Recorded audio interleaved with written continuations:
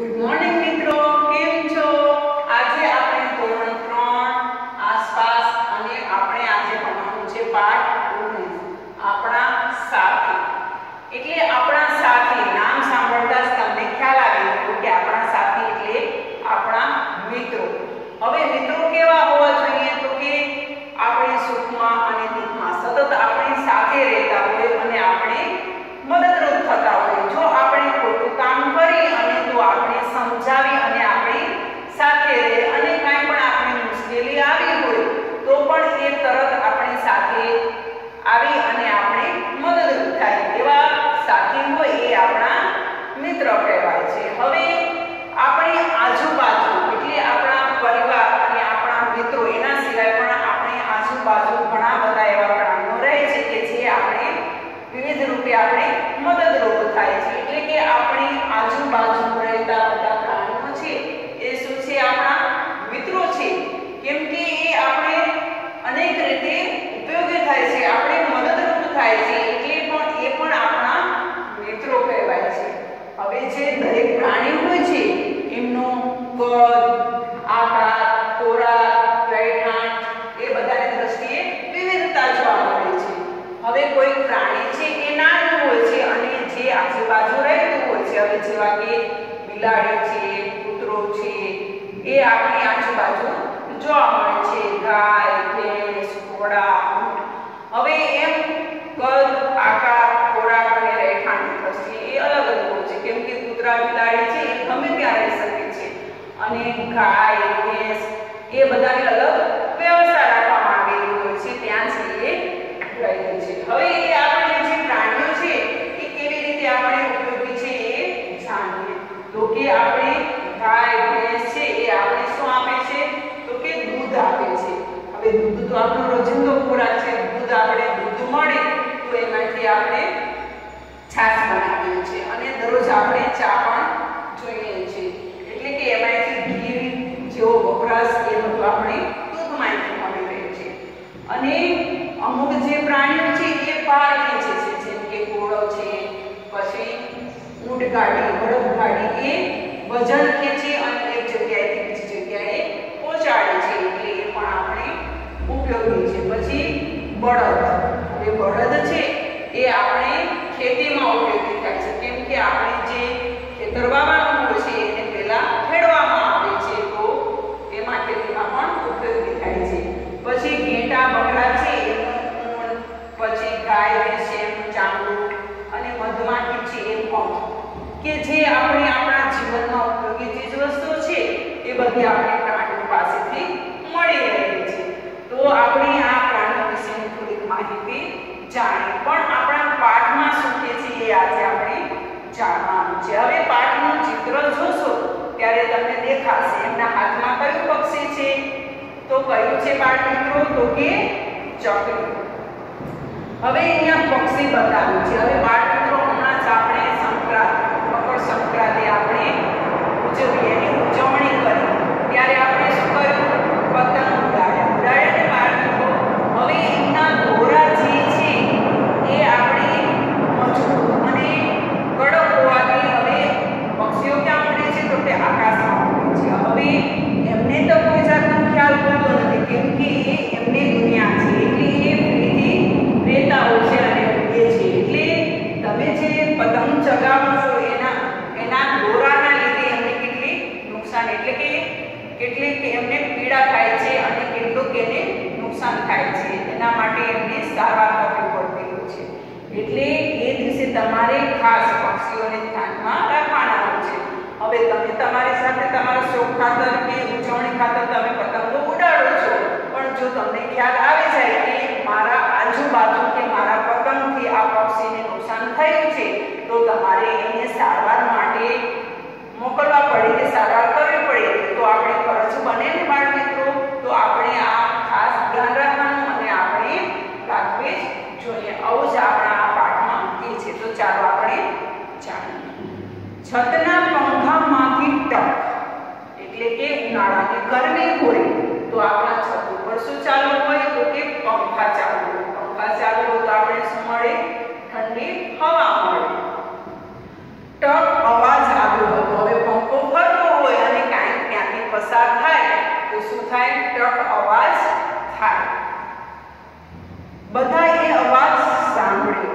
કલ્યાણીએ બૂમ પાડી, જુઓ જુઓ, એક પક્ષીને ઈજા થઈ.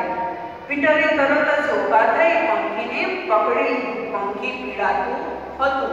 એટલે પંખાની ગતિ એકદમ હોય અને જો એમાં કાંઈ વસ્તુ એ ટકરાય, આ તો પંખી હતું, કાંઈ પણ વસ્તુ ટકરાય તો એના કટકા થઈ જાય, તૂટી જાય. અગર આપણે પણ જો સાવધાની ન રાખીએ તો આપણા આંગળા કે આપણા વાળ કે એ બધું આવી જાય અને આપણે ઘણી બધી મોટી મુશ્કેલીઓ ઊભી થાય છે. એટલે આપણે પંખાથી ખાસ બાળકો સાવધાની રાખવી જોઈએ. હવે છત પંખો હોય તો આપણે અડી શકતા નથી, પણ જો ટેબલ પંખો હોય તો ઘણા બાળકો અંજાનામાં આંગળી રાખવાની કોશિશ કરતા હોય છે, પણ ના બાળ મિત્રો, આપણે આવું જોખમ લેવાનું નથી. હવે આ પક્ષીને તો ખ્યાલ નહોતો કે અહીંયા પંખો ફરે છે, એટલે ત્યાંથી પસાર થતું તો એ પંખાનામાં આવી ગયું અને ટક એવો અવાજ આવ્યો અને બાળકોને કલ્યાણીને, એટલે કે એમાં કલ્યાણી નામની છોકરી હતી, એમને ખબર પડી એમને ઈજા થઈ છે અને પીટરે તરત જ ઊભા થઈ અને શું કર્યું, પંખીને પકડી લીધું પોતાના હાથમાં. હવે એ વાગ્યું હોય તો એને કેટલી પીડા થતી હશે. આપણે પણ બાળ મિત્રો વિચારીએ કે આપણે થોડું પણ વાગે તો આપણે કેટલી ઈજા થતી હોય છે, પીડા થતી હોય છે, થાય છે ને બાળ મિત્રો. તો આપણે આવા પ્રાણીઓને આપણે આજુબાજુ કે વાડીએ કે કાંઈ થતું હોય તો આપણે એની સારવાર કેવી રીતે કરવી અને શું ધ્યાનમાં લેવું એ આપણે અહીંયા આજે સમજવાનું છે. નવજોત અને હરભોજન એટલે કે આવે મિત્રો ઝડપથી વાટકામાં પાણી લાવે. પીટરે ખૂબ જ પ્રેમથી પંખી પર હાથ ફેરવ્યો, એટલે કે એમને વાગી ગયું, એમને દયા આવતી હતી, એટલે એમને વહાલથી એમના ઉપર હાથ ફેરવ્યો. હવે ઘણીવાર આપણે પણ પડી જતા હોઈએ, વાગી જતું હોય તો આપણા મમ્મી કે ઘરના વડીલો હોય છે એ આપણે વહાલથી સમજાવી અને આપણી જે પીડા, આપણે જે દર્દ થતું હોય છે એ આપણે ઓછું કરતા હોય છે. તેઓએ પંખીની ચાંચ આગળ વાટકો ધર્યો. પંખીએ થોડું પાણી પીધું, કેમ કે એમને વાગી ગયું એટલે અંદરથી ગભરાઈ ગયું, એટલે કે એમની ગભરામણ દૂર કરવા માટે, એમને શાંત કરવા માટે શું કર્યું, એમને પાણી પીવડાવ્યું. તે પાંખો હલાવતું હતું. હવે થોડું પાણી પીધું એટલે એની ગભરામણ ઓછી થઈ અને એને શું કર્યું, પાંખો હલાવવા લાગ્યું. નવજોતે બધાને પાછું ખસી જવા કહ્યું, કેમ કે એમને ખુલ્લું કે જેમ આપણે બધા સાથે રહીએ તો એને શું થાય, ગરમી મળે, એમને હવા મળે નહીં. એટલે એમના મિત્રોને કીધું કે તમે દૂર ખસી જાઓ, થોડી જગ્યા કરો, એટલે કે હવાની અવર જવર થાય, એમને થોડું મજા આવે. બધાએ જોયું પંખી ઉડવાની મથામણ કરતું હતું, કેમ કે એમને અહીંયા બેસી રહેવું ગમે નહીં, એમનું કામ છે ઉડવાનું, એટલે એ ઉડવાની મથામણ કરતું. તો એ બધા આપણે આજુબાજુ ઊભા હોય તો આપણે જોઈને પણ ગભરાયેલું હોઈ શકે. થોડી જ વારમાં પંખી ઉડી ગયું. હવે જો આ પંખી આપણે કેવું સરસ શીખવાડે છે કે આપણે કાંઈ પણ થાય તો આપણે શું કરવી જોઈએ, કોશિશ કરવી જોઈએ. હવે આપણે ઘણીવાર લેસન છે, કોઈ અન્ય પ્રવૃત્તિઓ છે, આપણે ના આવે તો આપણે શું કરીએ, એને એક બાજુ છોડી દઈએ છીએ. પણ ના મિત્રો, જો આ એક પક્ષી છે એ મથામણ કરીને ઉડી શકતું હોય તો આપણે ભગવાને કેટલું બધું સરસ આપ્યું છે. તો આપણે મહેનત કરીને આપણે જે વસ્તુ કે જે કામ કરવાના છે એ કામ કરીને આપણે સિદ્ધિ હાંસલ કરવાની છે. બીજા દિવસે શાળામાં બાળકોએ એક પંખીને વર્ગખંડમાં ઉડતું જોયું. આપણે પણ જોઈએ છીએ. બધાને જાણવું હતું કે આ ઈજા થઈ હતી એ જ પક્ષી હતું કે બીજું હતું. હવે એમને જે પક્ષી દેખાયું એટલે એમને જોવાની ઈચ્છા થઈ કે જે વાગ્યું હતું એ જ પક્ષી હતું કે બીજું છે. તેઓએ જલ્દીથી પંખો બંધ કરી દીધો. પંખીને જોવા દેવું તાળી પાડવા, એટલે કે પહેલા તેઓ પંખો બંધ કર્યો, કેમ કે ફરીથી આવી ઘટના ન બને, દુર્ઘટના ન બને, એટલા માટે એમને પંખો બંધ કરી દીધો અને પંખીને તાળી પાડવા લાગ્યા. હવે મજા આવે ને બાળ મિત્રો? તમે પણ ધ્યાન રાખજો, તમારી આજુબાજુ જો પક્ષીને આવું કોઈ નુકસાન થાય તો તમે એને મદદરૂપ થાજો. હવે અહીંયા નીચે આપણે આપ્યું છે યાદ કરો અને લખો, એટલે કે આજે આપણે પાઠ વાંચ્યો એમાં કઈ ઘટના પહેલા બની અને કઈ ઘટના પછી બની એ આપણે અહીંયા બતાવવાનું છે. એટલે કે વાક્યોની વર્ગમાં ગોઠવો. પંખી ઉડી ગયું એ આવશે 5મા નંબર ઉપર. એ આપણે ઉદાહરણ તરીકે બતાવ્યું છે. પંખીને પંખાથી ઈજા થઈ હતી, તો આને બાળ મિત્રો નંબર 2 આપવાનો. પીટરે પ્રેમથી પંખી પર હાથ ફેરવ્યો. બાળકોએ પંખીને વર્ગખંડમાં ફરતું જોયું. નવજોત અને હરભજન જલ્દીથી વાટકામાં પાણી લઈ આવ્યા. હવે બાળ મિત્રો હું તમને પહેલેથી બતાવું તો કે બાળકોએ પંખીને વર્ગખંડમાં ફરતું જોયું. હવે નંબર 2 ઉપર આવશે કે પંખીને પંખાથી ઈજા થઈ, કેમ કે વર્ગખંડમાં ફરતું હતું અને પંખા ચાલુ હતા એટલે ઈજા થઈ, એને નંબર 2 આપવાનો. નવજોત અને હરભજન જલ્દીથી વાટકામાં પાણી લઈ આવ્યા, અને નંબર 3 આપવાનો છે. પીટરે પ્રેમથી પંખી પર હાથ ફેરવ્યો, આ નંબર 4, અને પંખી ઉડી ગયું એ આવશે નંબર 5. એટલે આવી રીતે તમારે ક્રમ આપી દેવાના છે તમારા પાઠ્યપુસ્તકની અંદર. હવે આગળ જોઈએ શંકરની બિલાડી. હવે અહીં આપણે પંખીને જોયું, હવે અહીંયા બિલાડી એટલે કે પંખી અને બિલાડી, પક્ષી અને પ્રાણી બંનેનો આપણે આજે સમજવાનું છે. શંકરની બિલાડી. શંકર ખૂબ જ ખુશ છે. એના ઘરના વાડામાં બિલાડીએ 4 બચ્ચાને જન્મ આપ્યો. હવે આપણા ઘરની આજુબાજુ આપણે જો આવા નાના બચ્ચા જોઈએ તો આપણે કેવી મજા પડે ને મારા મિત્રો. શંકર તેનો નવરાશનો સમય તેની પાછળ પસાર કરવા લાગ્યો, કેમ કે એને ખાવા પીવાનું, એને ઓઢવાનું, એને શું જોઈએ છે એને રમવા માટે એમની સાથે પસાર કરવા લાગ્યો. અને બાળ મિત્રો આપણે પણ એને થોડો ટાઈમ આપવો જોઈએ. એક સવારે શંકર બિલાડીના રડવાના અવાજથી ઉઠી ગયો, કેમ કે એમને સાથે સતત રહેતું હતું એટલે એને એમના ઉપર લાગણી હતી. તે વાડા તરફ દોડ્યો. તેણે જોયું બિલાડી રડતી રડતી 3 બચ્ચાને પંપાળતી હતી. એક બચ્ચું ખોવાયું હતું. શંકર વાડાની બહાર ગયો. તેની બેન માલિની એક બચ્ચાને રમાડી રહી હતી, એટલે કે જે એના બચ્ચા હતા 3 બચ્ચાને પંપાળતી હતી, એક બચ્ચું ખોવાયું હતું, પણ એને બહાર જઈને જોયું તો શું એની બેન માલિની છે એ એક બચ્ચાને રમાડી રહી હતી. શંકરે માલિનીને વાડામાં બોલાવી. માલિનીને જોયું બિલાડી બચ્ચા માટે જ રડતી હતી, કેમ કે એનું એક બચ્ચું ના દેખાય તો એ રાડા રાડી અને બૂમાબૂમી કરે ને, એટલે એના માટે જ એ રડતી હતી. બિલાડીનો અવાજ કેવો હોય છે બાળ મિત્રો? ખ્યાલ છે ને તમને કેમ બોલે બિલાડી? મ્યાઉ મ્યાઉ.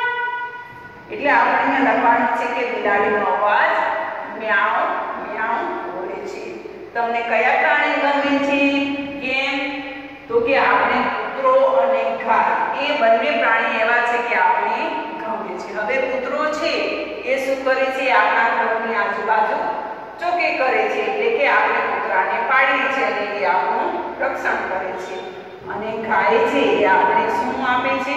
દૂધ આપે છે, એટલે કે ગાય અને દૂધ આપણે કૂતરો અને ગાય આપણને ગમે છે. તો એનું કારણ આપણે બતાવ્યું કે કૂતરો આપણી રક્ષા કરે છે અને ગાય છે આપણને દૂધ આપે છે. હવે ગંગાની ઘાટ. જો અલગ અલગ બાળકો છે એમને અલગ અલગ પ્રાણીઓ અને પક્ષીઓ ગમે છે. હવે આજે અહીંયા આપણે સમજવાનું છે ગંગાની ઘાટ અને આપણે શંકરની બિલાડી. જોઈને બાળ મિત્રો, હવે આપણે મીનુની ગાય છે, એટલે કે મીનુ નામની એક છોકરી છે એને ગાય છે. ગાયનું નામ ગંગા છે. હવે આપણે પણ આજુબાજુ આપણે આપણા વાડી કે આપણા આવા પ્રાણીઓ હોય છે એમના આપણે મનપસંદના નામ નાખતા હોઈએ છીએ. હવે મીનુ ગંગાને ચરાવવામાં રોજ ખેતર લઈ જાય છે. હવે ગાયને ખાવા માટે શું જોઈએ?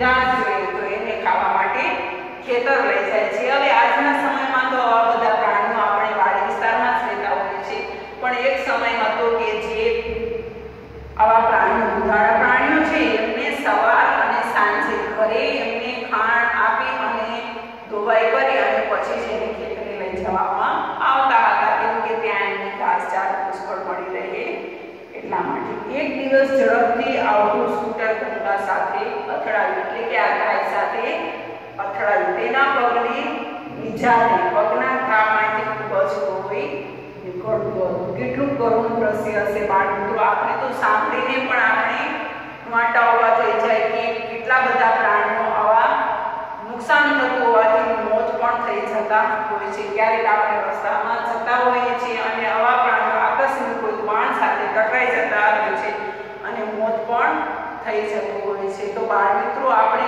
ખાસ ધ્યાન રાખવાનું કે આપણા થકી આપણા હાથે કોઈ આવા પ્રાણીઓને નુકસાન ન થાય. અગર કોઈ એવું નુકસાન થયું હોય અને આપણને જાણ થાય તો એવી ઘણી બધી સુવિધાઓ છે કે એમને જાણ કરવાથી એમને તાત્કાલિક સારવાર મળે અને એ બરાબર એટલે કે સાજા થઈ જાય છે. આટલું કામ તો આપણે કરી શકીએ.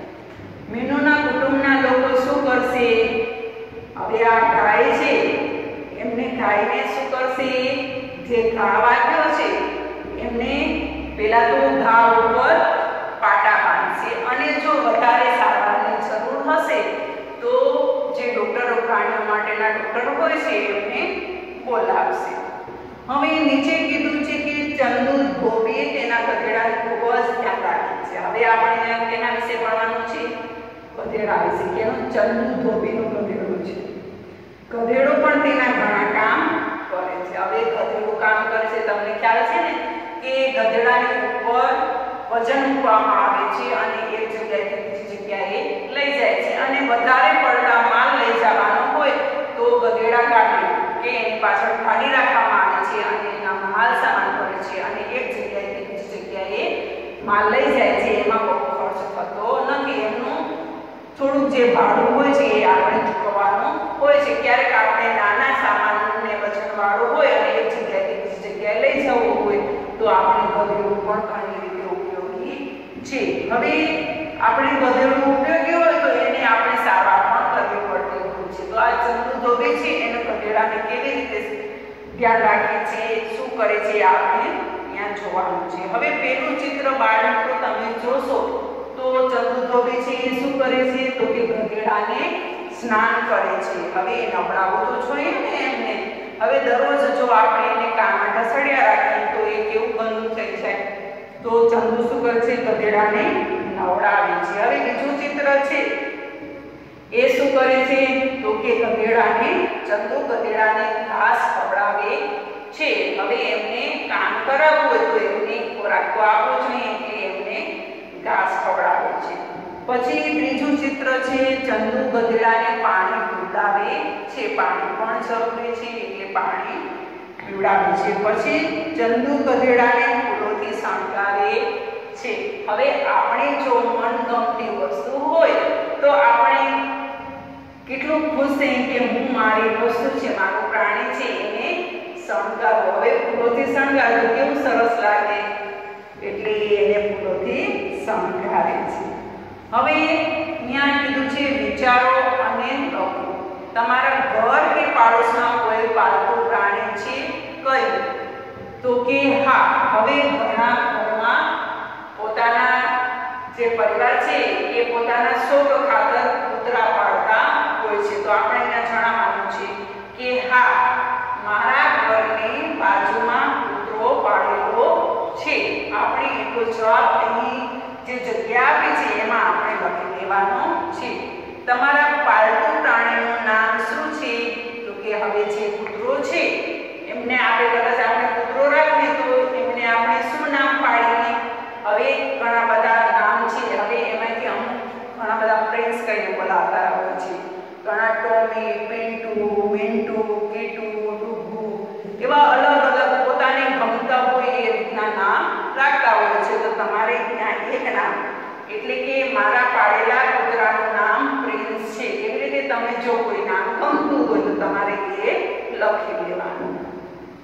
પછી અહીં કીધું છે તમે તમારા પાલતુ પ્રાણી માટે શું કરો છો?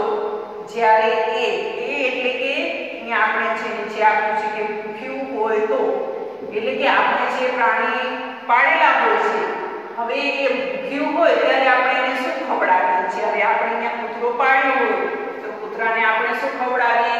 કાં તો રોટલી અને કાં તો બિસ્કિટ. એટલે સામે લખવાનું છે કે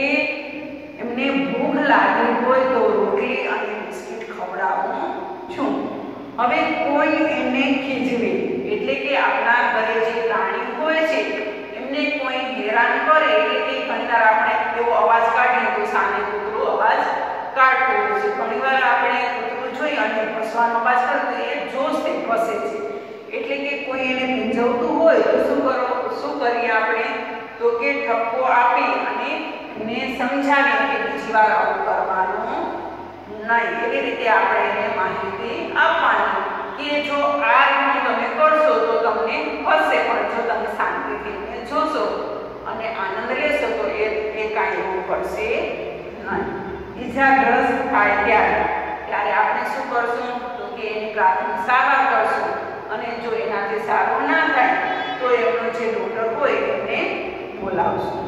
ઠંડી કે ગરમી એટલે કે ઠંડી વધારે હોય તો આપણે શું કરવું જોઈએ તો કે નારિયેળના ખડા કે સણ કે હોય તો એના માટે આપણે એને ઢાંકી અને એમને ગરમી મળે એને રક્ષણ કરવા માટે આપણે એનું ધ્યાન રાખવાનું હોય છે. અને ગરમી થાય ત્યારે જ્યાં એમનો રહેઠાણ હોય છે કોટ કે એમને બાંધવાનું હોય છે એનાથી બહાર આપણે ખુલ્લામાં બાંધવાનું અને જો તડકો ના આવે એના માટે સણ ઉપર પડારેલી ભૂનો કે એ રાખવાથી એમને ઠંડક મળે છે.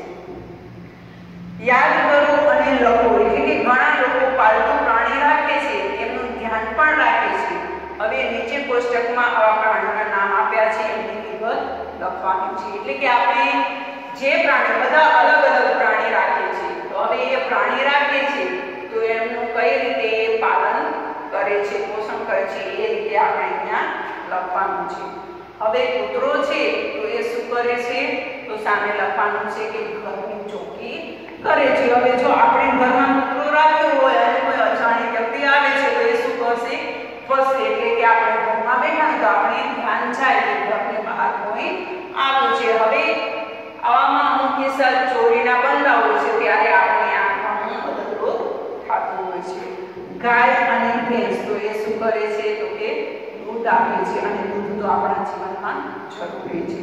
બળદ કે તે ગાડું ખેંચે છે અને સામાન ઉપાડે છે અને ખેતીમાં પણ મદદરૂપ થાય છે. બિલાડી તો કે જ્યાં ઉંદરનો ત્રાસ વધારે હોય ત્યાં જો બિલ્લી હોય તો બિલ્લીનો ખોરાક શું છે તો કે ઉંદર એ બધા ઉંદરને ખાઈ જાય છે અને જે ઉંદરો છે એમને ઓછો કરે છે. મરઘી તો એ શું કરે છે તો કે ઈંડા આપે છે. હવે ઈંડા આજકાલ નાના ખોરાકમાં વપરાય છે તો એ એમને મળી રહે છે. માછલી તો હવે માછલી આપણે ઘણીવાર જોવાની મજા આવતી હોય છે તો આપણા ઘરમાં એવું એક સાધન રાખી અને એ આપણા ઘરની શોભા વધારે છે. સંસલું તો કે આપણે તેને ખૂબ પસંદ કરીએ છીએ કેમ કે એ કેટલું સરસ મજાનું એક તો થોડું અને સુવાળું હોય છે. એટલે અહીંયા આપણે નામ લખવાનું છે કે આપણે તેને ખૂબ પસંદ કરીએ છીએ. તમે બીજું પણ કોઈ પણ પક્ષી કે બીજું કોઈ પણ પ્રાણી તમે નામ લખી શકો છો.